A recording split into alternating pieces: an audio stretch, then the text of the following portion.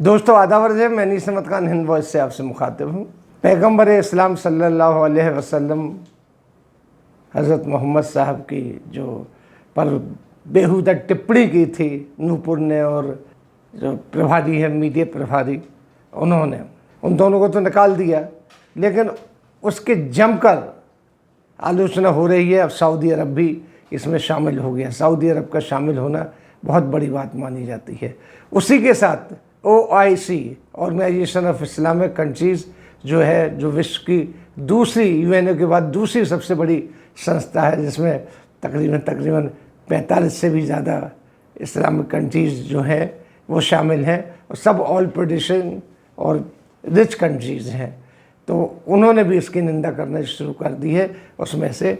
अब इसमें सबसे बड़ी बात ये हो रही जो दुर्भाग्यपूर्ण है कि पाकिस्तान इस चीज़ का भरपूर फ़ायदा उठा रहा है। अगर लगी पाकिस्तान में ईश निंदा होती है, ईश निंदा के बाद वहाँ तो सीधा सजाए मौत होती है, लेकिन भारत में ऐसा कुछ नहीं है। यहाँ पर फ्री है, फ्रीडम ऑफ स्पीच है। लेकिन फ्रीडम ऑफ स्पीच का मतलब ये नहीं होना चाहिए कि आप किसी को कुछ भी कह दें। यानी कॉन्स्टिट्यूशन में भी है कि आप अपना हाथ उतने ऊंचे उठाएं जो किसी की नाक पे ना पड़े, किसी की इज्जत पे ना पड़े।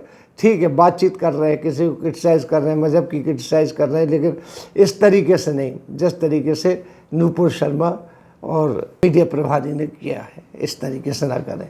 ये बात काफ़ी तकलीफ देह होती जा रही है। पाकिस्तान, हमने बताया कि इसका भरपूर फ़ायदा उठा रहा है।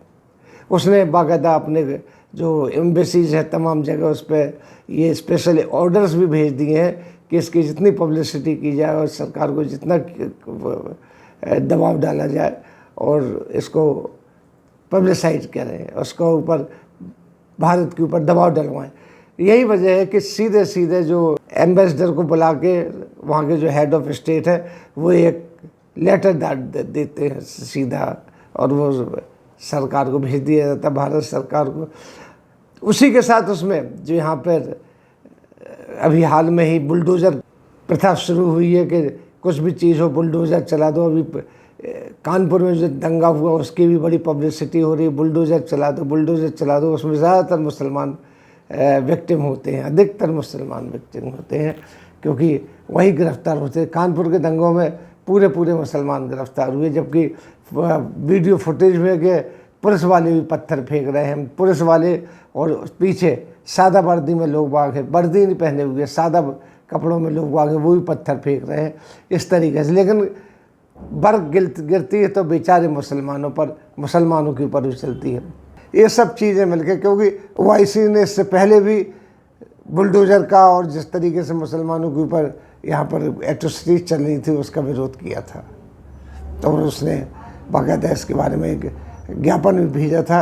ये चल रहा है, और इसके हमने बताया ना, दुश्मन तो फ़ायदा उठाता ही है, उसको मौका मिल गया। क्योंकि पाकिस्तान में बड़ी बुरी दुर्दशा चल रही है इस वक्त, उसे ये मौका मिल गया, उनकी पब्लिक की डाइवर्ट हो गया है, पूरा ध्यान इसी तरफ डाइवर्ट हो गया है। और हालांकि बीजेपी ने बड़ा सख्त कदम उठाया है और उसको उन दोनों को निष्कासित कर दिया है और उनके ऊपर जांच भी बिठा दी है। अभी चलता रहेगा, कब तक चलता है ये देखने वाली बात है। लेकिन हाँ, उसने एक कदम उठाया है। यही हमारे जो मुख्तलिफ डिफरेंट कंट्रीज़ में राजदूत बैठे हुए हैं वो भी समझा रहे हैं कि साहब हमने संज्ञान ले लिया। आपकी शिकायत कर आने से पहले भी हम लोगों ने संज्ञान ले लिया, संज्ञान में दोनों लोगों को निकाल दिया, उनके ऊपर इंक्वायरी भी बिठाल दी है। लेकिन कमान से छूटा हुआ तीर और ज़ुबान से निकली हुई बात कभी वापस नहीं आती है। सोच समझ के बोलना चाहिए। इस वक्त भी बेलगाम हो गए थे बीजेपी के जो छटवैये नेता, बेलगाम ही से बोल रहे थे। उसमें थोड़ी सी गलती हम हाई कमांड की मानते, क्योंकि हमारे हाई कमांड ने जो बीजेपी के कहीं से लगाम लगाने की कोशिश नहीं की, खुली छूट दे दी उनको। उसी के साथ आप देखिए कितना बुरी तरीके से बर्ताव हुआ। आप ये देखिए, यही नहीं इस्लामिक कंट्रीज़ ही नहीं, अमेरिका ने, कनाडा ने इस बात पे आपत्ति उठाई थी कि जिस तरीके से चल रहा है। कनाडा ने तो बाकायदा उनके जो फॉरेन मिनिस्टर हैं उन्होंने तो एक जो अपनी रिपोर्ट आती है उसमें जिक्र किया है कि किस तरीके से भारत में मुसलमानों के साथ एट्रोसिटीज़ हो रही हैं, उनको किस तरीके से उनके घरों में बुलडोज़र चलाए जा रहे हैं, लिंचिंग का वही जिक्र किया, सारी चीज़ें की। तो एक चीज़ होती तो उससे जब बड़ी हो जाती है तो सारी छोटी चीज़ें उभर के आना शुरू हो जाती है, उसी का फ़ायदा उठाया जा रहा है। अब आप कहेंगे पाकिस्तान क्यों, तो पाकिस्तान क्यों का तो कोई सवाल ही नहीं होता कि धुर विरोधी है पाकिस्तान हमारा, वो तो कुछ भी करेगा, उठाएगा। यही आप देखिए हमारी इकोनॉमी पर इसलिए असर पड़ा गया कि हमें तेल भी हम सऊदी से और कुवैत वगैरह से तेल हम लोग लेते हैं, और क्योंकि यहाँ तो आप जानते हैं कि रूस से जो सबसे बड़ा सप्लायर था, वहाँ पर जंग चल रही है तो वहाँ पर तेल बाधित हो गई है, वो भी लेते थे। इस तरीके से UAE वगैरह ने हमारे यहाँ पे कितना इन्वेस्टमेंट कर रखा है, अरबों बिलियन का इस यहाँ पे उनका पैसा लगा हुआ है यहाँ की इंडस्ट्रीज़ में, तमाम जगह में काफ़ी मदद कर रहे हैं। ये सब होता तो डर ये है कि कहीं ये लोग पीछे ना हट जाए, क्योंकि इस बात की पब्लिसिटी चल रही है। अब जो भी कर रहा हो, और उसी के साथ साथ यहाँ पर जो बुलडोज़र कल्चर शुरू किया है, और बड़े क्लियर कहा जाता है, आपको बयान दिया हो ना दिया हो, मैंने तो नहीं पढ़ा कि मोदी जी ने कोई ऐसा बयान दिया है या आपके उत्तर प्रदेश के चीफ मिनिस्टर ने कोई ऐसा बयान दिया है कि इन सब के घरों पे बुलडोज़र चला दो, लेकिन अखबारों में बयान ऐसे आ रहे हैं बुलडोज़र चला दो, बुलडोज़र चला दो। इससे बड़ी बेइज्जती हो रही है, हर किसी के मुसलमानों में एक खौफ सा बैठ गया है। गिरफ्तारियाँ भी आप देखिए कानपुर सबसे ज़्यादा मुसलमानों की हो रही है।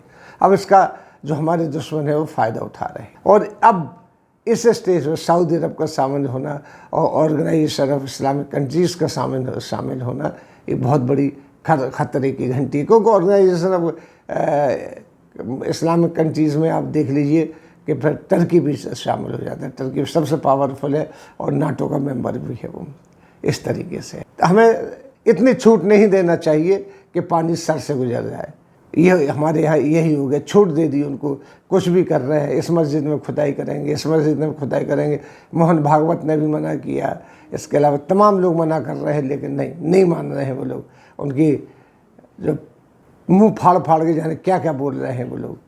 अब भी शांत नहीं होंगे तो भारत के लिए बहुत बड़ा खतरा हो जाएगा, इकोनॉमिकली और पॉलिटिकली।